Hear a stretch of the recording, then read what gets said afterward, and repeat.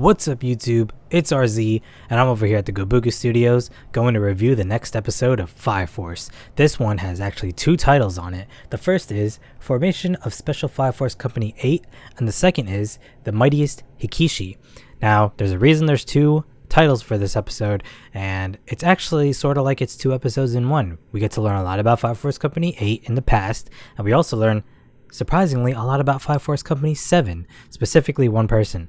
So let's get right into that review and see what's going on with this episode. So last episode they were trying to figure out where the White Clad, if there's any leads on them from any of the reports that Fire Force Company 8 did, and it so turns out that it was the first mission before Shinra, Arthur, any of the new people or Tamaki or anyone joined in. It was the first mission when Maki and Iris just joined that leads them to this White Clad, what exactly is going on with them.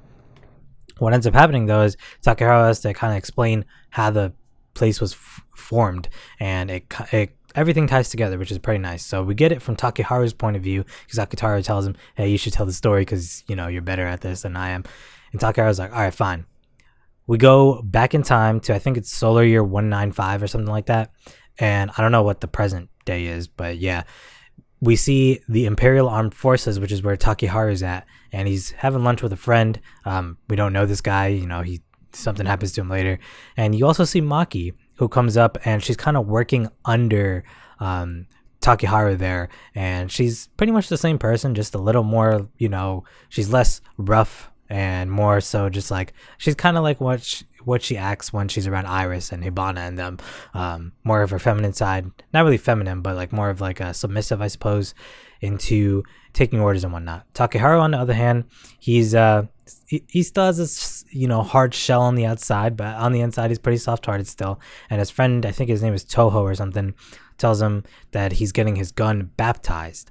Essentially what that is pretty much is that it's the same thing as Iris praying when they destroy an infernal, put them to rest and whatever. If you kill someone with a baptized weapon, it's supposed to do the same thing. And his friend is like telling Takeharu, you should get your weapons baptized, but Takeharu's not having it. Obviously, he's like, I don't believe in your sun god or anything like that. But the flashback goes pretty quickly. They essentially talk about Maki and how she got in because of her father, which I wonder if we're going to see more of her father, if her father's still even alive. I'm not 100% sure on that. And then it goes to later in the night where Takeharu and his friend Toho are there. Toho inexplicably becomes an infernal right in front of Takeharu. And what happens with Takeharu? He cannot pull the trigger to kill his friend, even in infernal mode. So what ends up happening, the army comes in and they just shoot the guy down. It cuts to a few days later. Takeharu's feeling guilty because he couldn't put his friend down. He felt like he's responsible, I guess. So he goes to claim his friend's gun, essentially because he didn't want to baptize his own. So he goes to claim his friend's gun. And there is where we see Infernal coming out, and Akitaru's there. And Akitaru was actually a firefighter before becoming a Fire Force soldier. So I was like, oh, this is pretty cool. You actually see what firefighters do, and it's essentially saying that firefighters just put out the fires, or like the natural fires that are left behind by infernals, anything that's burning or whatever. They're like your everyday firefighter, nothing too special about them. But at the end of the day, it's cool to see that Akitaru started from there, then he became a Fire Force Company captain. We get to see a little bit more about Fire Force Company 3 in this flashback. I don't know if they were still led by that Giovanni guy, but some dude who looks like at least to be a lieutenant comes up and is telling Akitaru, hey, we got the infernals down. And Akitaru tells him there's two of them, and they're like, oh, well, one of them's not even worth it because he's not enough points. Essentially what happens is Fire Force Company 3 works on a point system where if an infernal's more deadly, it's worth more points, and they'll, I guess, get better rewards or stuff like that. It's something that the lieutenant or whatever imposed on his other members of the group, and Akitaru's not happy about that. Now, this is one thing about Akitaru. I thought he was going to have a different personality. No, the guy has been the same ever since the beginning, which I guess is cool, but I kind of wanted to see more development. He always wanted to protect humans first. He would always put them first, said that infernals that turn into infernals from human combustion, these guys are still human at their core. You got to put them to rest. Obviously, Fire Force Company 3 ain't having it, and Akitaru takes it upon himself to go put out this infernal. Who ends up showing up? Takeharu. And this is how they meet. They basically are like, hey, I'm a firefighter. Oh, hey, I'm from the armed forces. And then they basically just go and take on the more calm Infernal, which is a nice callback to episode 2 of the series, because it's in a house. The the Infernal is just chilling there. He's literally just sitting, and he's trying to fight the fires within him. But Akitaru even takes the same axe that he gave Shinra in episode 2, and it kind of feels the same. It gives you the same vibe. And this is where Takeharu can finally pull the trigger, finishes the guy off while they do the prayer, and that's how the two of them meet. And Akitaru is essentially like, I trust you. I gotta be able to put my trust into someone even though I don't know them, and you're the guy who I was able to do that with. So if I ever form a Fire Force company in the future, which I want to do, I will totally invite you.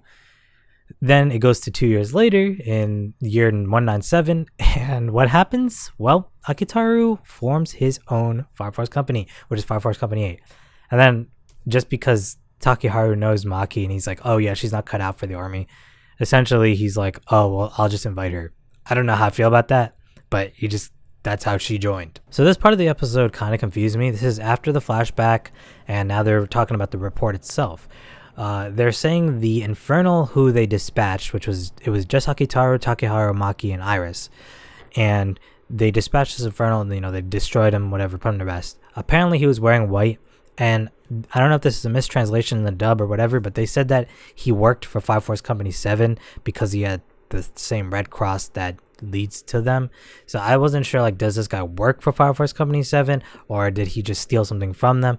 It didn't really make 100% sense to me. Maybe they'll talk about it more in the next episode, but that leads them to go to Fire Force Company 7's territory, which the name of it is actually Asakusa. It's like a village type area, and it's kind of secluded, it looks like, but people live their regular lives, and we get to see a lot more of Maru, the captain of Fire Force Company 7, and his daily life.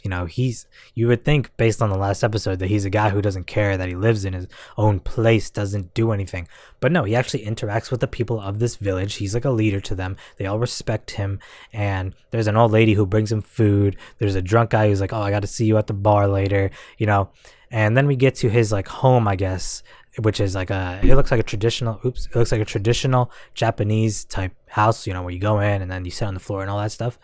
And basically there's these two twins that he deals with, and they're like, they seem like they take after his personality. And then he also has his lieutenant, whose name is Sagamiya Konro, and he's also a 3rd generation, so he can obviously form fires, which is pretty cool. So you get into their little story, you see their little personalities. It's pretty nice, and Asakusa looks like something you just wouldn't expect out of something like Fire Force as a series, because you see cityscapes all the time. Now you see this small village. I'm like, oh, this is a nice change of pace. We get into there, and Fire Force Company 8 arrives, uninvited, of course, and essentially they're like, hey, we think, now again, this is kind of lost in translation. It sounds like they were talking about the fact that based on their lead, Asakusa is going to be attacked by an Infernal. Now, I'm not 100% sure if that was what was what Akitaru meant, because he tells Maru, like, I think this place is going to be attacked. Lo and behold, it does become attacked. But whether or not that's true or not, let me know in the comments. But either way, that part was a bit confusing to me. Obviously, though, Shinra wants to fight this dude because he didn't have enough when Burns kicked his ass. So he's like, yo, I want to fight you. And of course, right as he says that, the Infernal comes to the place, and Maru decides, hey, I'm gonna go take this thing out myself. And what does Maru do? This guy has like he has like a mop. I don't know what the hell it is. It's like a mop that's also like a sign or something like that. And this guy's like throwing it as like a javelin and igniting it at the same time and locking on directly to where the freaking Infernal is. This show is the definition of fighting fire with fire, which I like. I think it's really crazy because while it shouldn't work, it does work, and it just makes everything just that much more epic, in my opinion. But essentially, Maru takes the guy out, who ends up being the drunk guy that talked to him earlier. And I was like, oh, that kind of sucks, man. You just get introduced to a character and they're gone. But we didn't see too much of the guy, so I'm not too mad at it. Anyways, Maru showcases that not only can he create fires, but he can also ignite them. So he has both third generation and second generation powers, dubbing him to be called a compound Fire Force soldier. So this was really cool. The fact that you can have second and third generations that can do crazy stuff. Now, I wonder if there's any first generations and what their powers will be, but either way, the second and third combination, this just shows that Maru does not play around. This guy can wreck you in a second.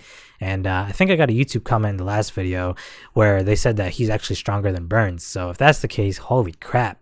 But it also looks like he just does stuff on his own terms. We learn a little bit more about that old lady, and essentially what she's talking about is that the way that Iris puts people to sleep with, praying, or not puts people to sleep, but puts people to rest by or praying or whatever, Maru destroys the entire village, and he does not play around. He destroys the entire village, and he actually has a nickname called the Destroyer of Asakusa. Sorry, I keep getting the freaking name of the village mixed up, and that's his name. So he destroys the place to kind of put people to rest, and I was like, damn, that's a pretty crazy way to freaking do it, but all right. And people are essentially like, if we turn infernal, that's the way we want to go. We want to die by his hand because we trust the dude. He's like a protector. He's so powerful. And, that's how the village kind of lives under him. And it's like, wow, that's kind of a weird way to live. But, I guess it shows a contrast between what Fire Force Company 8's ideals are and what these other companies are. They're all drastically different in the way they operate. They're not all just one unified Fire Force Company, brigade or anything like that. They all have their own struggles, own ideals, and things that they look forward to following and doing and whatnot. But yeah, that's pretty much the episode. Maru kicks everyone's ass, and Fire Force Company 8's just like, whoa, that just happened. So some takeaways from this episode. Number one, it literally felt like it was 2 episodes in one. Whether or not that's a good or bad thing can be subjective, obviously. I thought it was pretty cool. I just think that they could have focused more on the formation of Fire Force Company 8. We really didn't see anything of Maki other than that one brief scene in the beginning and the fact that she gets invited by Takehara later. I wanted to see more about what exactly she went through in the military that made it such a struggle for her. It was told in words, but not much else was shown. Akitaru, again, I really feel as though there could have been more character development instead of him just always having that mentality of, oh, I want to protect people. Maybe we'll see more of his past specifically in the future. Hopefully we do. And then also, we didn't really see how Iris joined. I mean, I know it's kind of assumed that it was after she ran away after Hibana ditched her, after they ran away from the church fire. But, it could have been cool to see more of that. But overall, I think the flashback scene was pretty good, especially seeing more about Takeharu and how he came to be who he is now. But then, the episode kind of just takes a 180 and turns into something totally different, where there are just all this crazy stuff happening in Fire Force Company 7's territory. And I like that a lot. It showed a lot of action, showed a lot of what Maru can do and why people are so feared of him, and why the rest of the Fire Force Company just lets him do what he wants, because look how powerful the guy is. There's really no one that can stop him. Maybe if all the other Fire Force companies teamed up, they could, but I think that even then it would still be pretty tough to do so.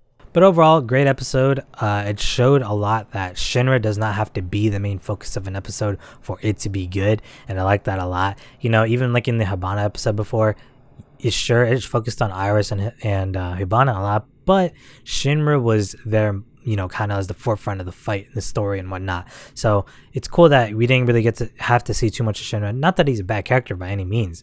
I just like when other characters can carry the story on their own, and it surely showed that Takeharu and Akitaru definitely can. Less comedy, more seriousness, but it shows that they can definitely do their own thing. Now, next week's episode is titled Eve of Hostilities in Asakusa. So I'm assuming we're going to see a lot more about what's happening, like what's going to be attacking, or maybe in the past, what happened to Asakusa. From maybe Benimaru's standpoint, I'd be really interested because I want to see what those twins' powers are. I want to see what his lieutenant can do. If he's that powerful, I can only imagine what the people under him are capable of. But, I really enjoyed this episode. I would definitely recommend watching it. And obviously, if you're watching the series already, hopefully you're following along.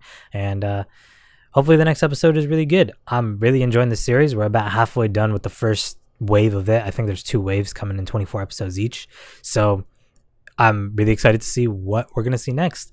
But this has been RZ. I've been at the Gobuku Studios, and I will catch you guys next week for the next episode review of Fire Force. So until then, peace out.